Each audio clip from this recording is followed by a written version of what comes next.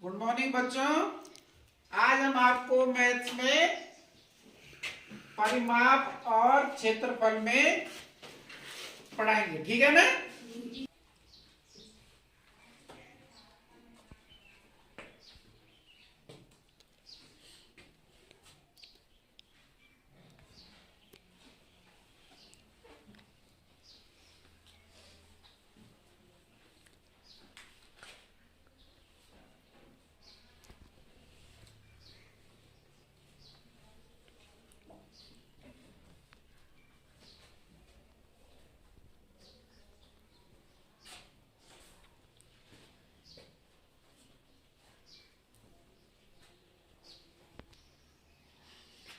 तो इसमें क्वेश्चन है, सबसे पहले तो हम परिमाप और क्षेत्रफल के बारे में जान चुके हैं ना जी। तो परिमाप क्या होता है? किसी बंद आकृति की बाहरी माप।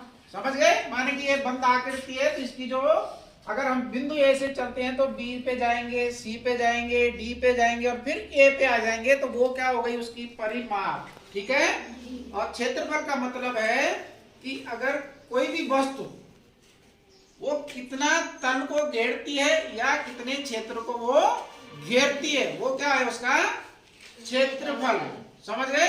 तो यहाँ पे हमारे पास इस क्वेश्चन है कि 100 वर्ग मीटर भुजा 100 मीटर भुजा वाले एक वर्गाकार पार्क की परिसीमा के साथ लगा हुआ भीतर की ओर एक 5 मीटर चौड़ा पथ बना हुआ है। पथ मीन्स रास्ता बना हुआ है पार्क के अंदर। ठीक है। इस पथ का क्षेत्रफल ज्ञात करना है। हमने क्या ज्ञात करना है? किसका? इस पथ का, इस रास्ते का क्षेत्रफल हमें ज्ञात करना है। समझ गए? और ये आगे कह रहा है कि 250 रुपए प्रति 10 वर्ग मीटर की दर से इसे सीमेंट कराने का भी व्यय ज्ञात करना है। व्यय मीन्स खर्चा।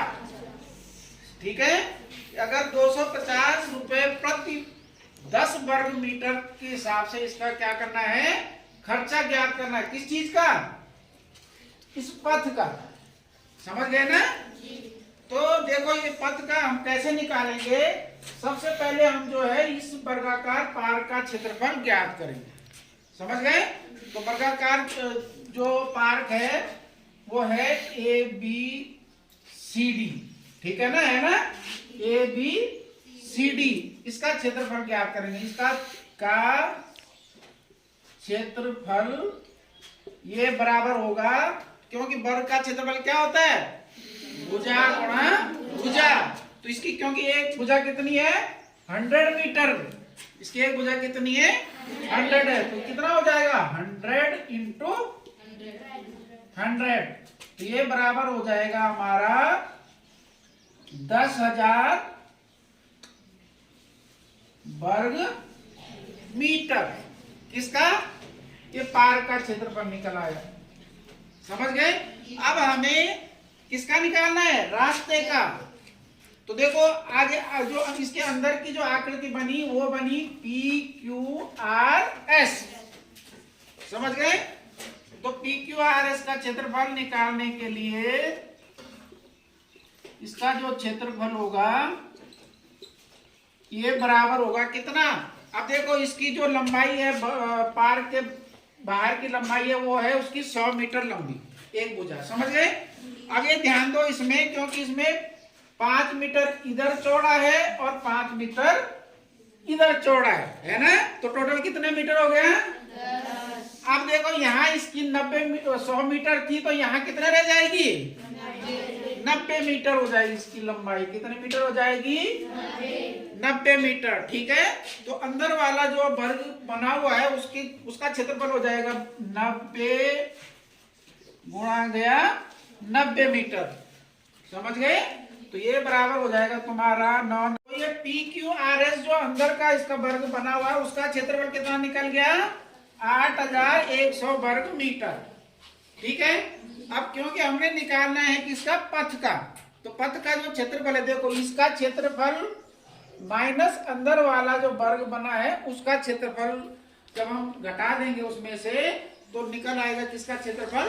पथ का। ठीक है। तो यहाँ पे हम लिख देंगे कि जो पथ का क्षेत्रफल होगा वो बराबर होगा ABCD का क्षेत्रफल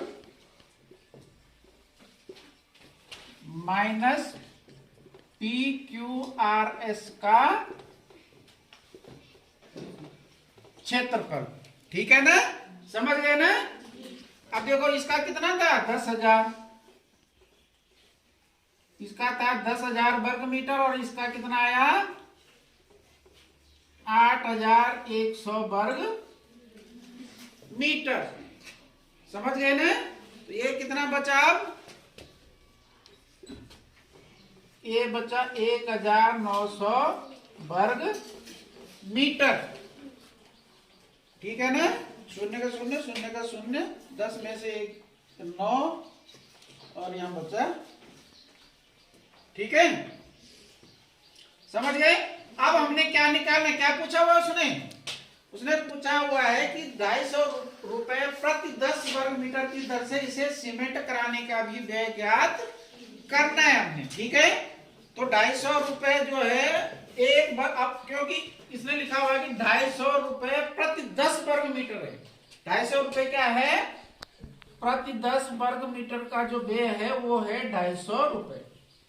समझ गए। अब एक वर्ग मीटर के कितना हो जाएगा 250 बटे 10। क्लियर। अब क्योंकि हमें कितने का निकालना है 1900 वर्ग मीटर का निकालना है। कितने का 1900। तो 1900 वर्ग मीटर का जब हम निकालेंगे तो ये बराबर हो जाएगा व्यय 1900 गुणा गया 250 बटे 10। क्लियर। अब देखो यहां कट, शून्य से कट गया शून्य, तो यहां शून्य का आ गया शून्य, शून्य का आ गया शून्य। ठीक है, और 25 में कितने होते हैं 225। ठीक है, 5 का 5 और आज लगा 22 और 25 का 25 और 20 कितने हुए।